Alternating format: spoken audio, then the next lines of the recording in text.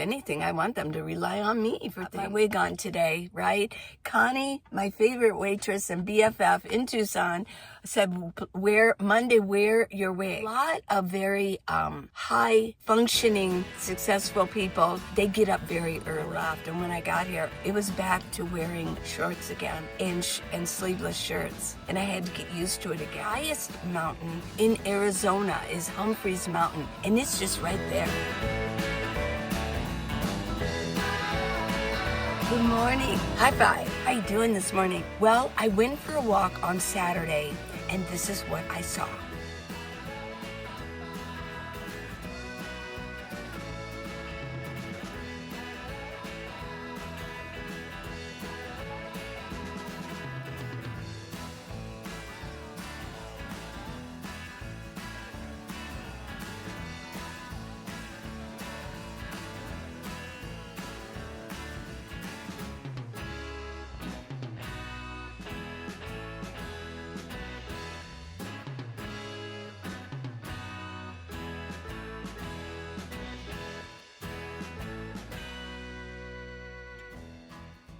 I have a question, and it's some DPT. Okay, she says, it sounds so tempting, but what about the temperatures? I'm going to assume that it was from a video that I talked about Arizona and going to quartzite. Well, Arizona, the temperatures. What about the temperatures? Well, in the winter, it gets cold. And in the summer, it gets very, very, very hot. If you're going to go to quartzite, or you're going to be in Arizona as a nomad throughout the year, you have to move around. What I do is I go to Flagstaff in the summer because the elevation is it's 7,000 to 8,000, depending on where you drive. But it's up in a mountain. In fact, the highest mountain in Arizona is Humphreys Mountain, and it's just right there. When I'm traveling from Tucson and I'm going up to Flagstaff, on 17, there's a point where you start getting close, and it's right there. It's gorgeous. It almost gives you chills, because when I go up, there's still a lot of snow on the mountain, Mount Humphreys. So, yeah, it's like, oh, there it is. Okay, I'm almost there. Yeah, it's exciting. It's where, in Flagstaff is where the ponderosa pines grow. Ponderosa pines have to grow in a certain elevation. So when you start getting closer to Flagstaff and start going up, yeah, you start seeing the ponderosa pines. Yeah. So it's pretty exciting. And I go up there in the summer. Now, what are the temperatures in the summer? If I leave Tucson at least maybe a couple of weeks earlier, at least by May, I can get up to Flagstaff, and the temperatures will be anywhere from, like, in the morning, still be around like 45 degrees, and then in the afternoon, maybe up to 65, maybe 70. Once June hits, it gets a little bit warmer. It can get up to 75, 80. Once July hits in Flagstaff, it can go up to, in the late afternoon, it can get up to 95. But usually it's around 90. August, the same. Once the middle of August hits, temperatures go down again. Okay, so, but in Tucson, see, I like Tucson, but let's say you like Tucson and you like quartzite, or you want to go to Winslow or Sedona, places like that in Arizona. Well, in the summer, let's say in May, let's start with May, things start getting hot. It can get up to 90 degrees, or actually in 2025, in May, it did get up. That's why I left a little early. It got up to like 95. And I think 100 hit very, very early. So, and then throughout the summer, it can be 105, 110 degrees in Tucson. Phoenix and quartzite are worse. It can get up to 115. in the midst of the summer.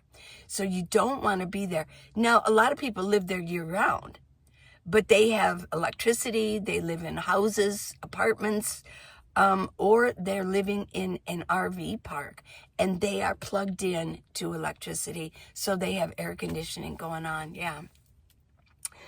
But here's my issue, is especially in quartzite, I believe that it just sucks the moisture out of you. You have to really be drinking all the time, because it just, the whole atmosphere, for me, what I've experienced is it just sucks the moisture out. Yeah. Okay, so that's what's going on. Okay, now, temperatures do not decrease in Tucson, Phoenix, quartzite, lower elevations. They don't lower until like mid-October. They really don't. Sometimes the 1st of November. Yeah, I mean, I left Flagstaff, what was it, about the last week of October. It was still hot. It was like going from winter to summer all over again.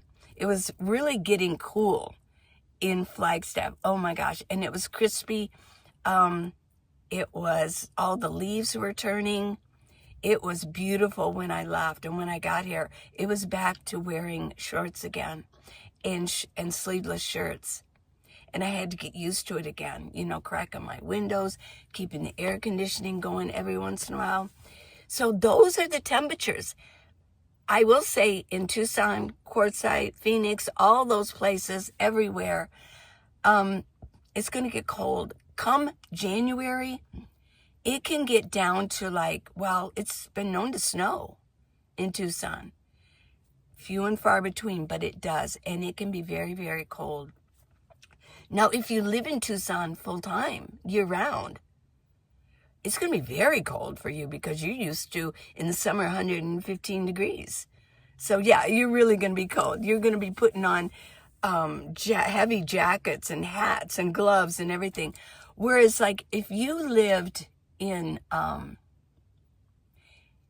let's say you lived in Wisconsin and you came down, you're going to think it's almost warm for you. Yeah, because but it is extreme for regular Arizonans, southern Arizonans, in the winter to really bundle up because it's really cold for you. So those are the temperatures. I like it. I like going up north in the summer and coming back down in the winter. It's a good system for me, and I know Tucson very well. If you're new to my channel, I lived in Tucson for 45 years. I was born and raised in Upper Ohio, so I'm used to the cold weather. But in 77, my husband and I went, I heard that little voice, go west, and so we did. And that's where we had all of our children, in Tucson. And we went to LA first, but then we didn't like it. I had a sister there. We didn't like it at all, and we hightailed our butts back to Tucson because we went through it. We thought, that's a nice town. It was so different back in 77. It's getting bigger, but it still has a good feel to it. So, yes, I've been in Tucson for 45 years, full-time, and now I just visit every 6 months. But I'm really getting to know Flagstaff. I really enjoy it. Every year I get to know it better and better, yeah. And it is close to the Grand Canyons. Like in an hour and 20 minutes, I'm at the Grand Canyon, walking around, looking at it, and just seeing the amazement of it all. There's a lot up there. I do like the restaurants up there. There's camping right in the Grand Canyon. There's Mather's Campground. I love it. It's really nice. So, yeah. So, what do you think? I got my wig on today, right? Connie, my favorite waitress and BFF in Tucson, said, wear your wig. Okay? Wear your wig. So, I got it ready last night. I pulled out my handy dandy wig holder and I brushed it out and got it all ready and set it up here. So, yeah, it's still only 5:30 in the morning. One of you asked me, you said, so basically you get up in the middle of the night? Well, I don't consider 3:30 in the middle of the night. I don't consider that at all. A lot of very high functioning, successful people, they get up very early and they get going way before anybody else is waking up. And that's what I do. I've got videos to do during the day. I've got writing going on.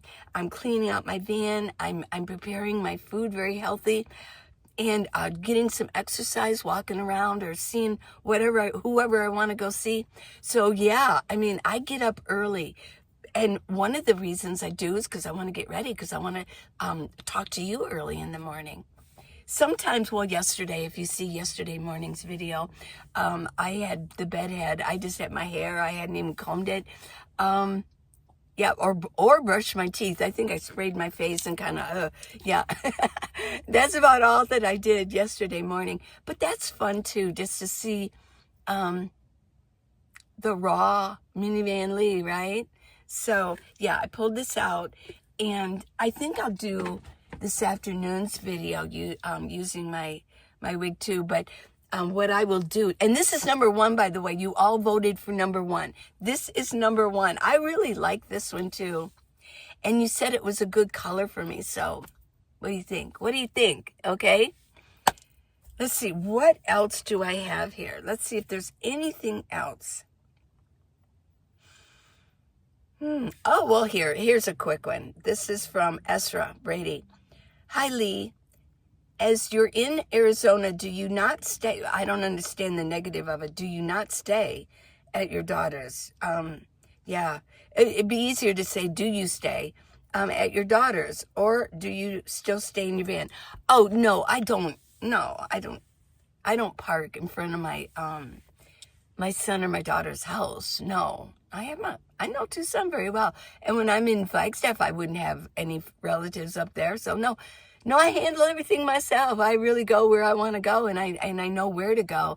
I don't rely on my children, my grown children, for things.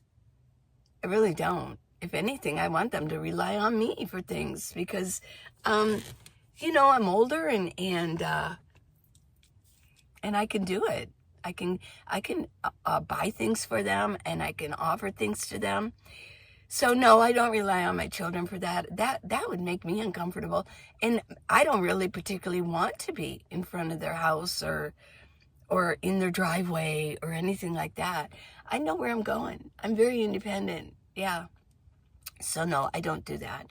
Now, if I go to my son's house and I'm spending time there and it starts getting kind of late and we're just chit-chatting, going back and forth and just having a really good time, or if they invite me for dinner, yeah, I will probably just walk out to my minivan and pull out my bed and go to bed. I'll get ready for bed and go. I don't want to drive at night that much. So, and it's just easier and then I wake up early, and then I drive away and go to where I'm going to go. So those are my movements as a van lifer, as a nomad. Yeah. I do enjoy this lifestyle. So if you're new to the channel, this is who I am. I enjoy it. I started out doing it because I wanted to. Okay, I will mention this. Because I'd watched Cheap RV Living, and it just was, I'm the perfect type of person for this lifestyle. And I knew I wanted a minivan. I knew I didn't want to build out. But as time went on, then COVID hit and prices went sky high. And yeah, at this point, I can afford. I can afford. I mean, I'm writing books. And if you want to check out my books, they're on Amazon. Just type in Minivan Lee books. Yeah, I write books, and I'm doing very well with that. And I've got my YouTube channel. But with what I would want to afford to rent, I'm not going to buy. To rent, there would not be the kind of neighborhoods. Yeah, I don't trust the neighborhoods anymore. Things are getting weird, and we all know that. I'm not even going to go into that. Yeah, but a lot of times my experience is landlords don't really want to, aren't quick to fix everything. Okay, so no, I don't want weird neighbors. I don't want neighbors. And I don't want houses that are unhealthy, roofs leaking, things like that. And I don't want to give my money to landlords like that anymore. Yeah, I really don't. Yeah. So I suppose if I was going to get a place, what I would do is probably I'm going to wait until my scripts are bought, and either buy or go into a more high-end neighborhood. Yeah. So that's what I would do. But for now, I love the freedom, okay? Freedom! Okay, well, I'm going to get going, and I'm going to go see my friend Connie and drink some coffee with her and enjoy Monday morning. I hope you enjoyed this video. And yeah, I'll continue with things that I see as I'm walking around. I took those photos, by the way, in the beginning with my new Canon EOS R10. Yes, and my new lens. So I will see you this afternoon. Be there, okay? I love you. Mwah. See you there.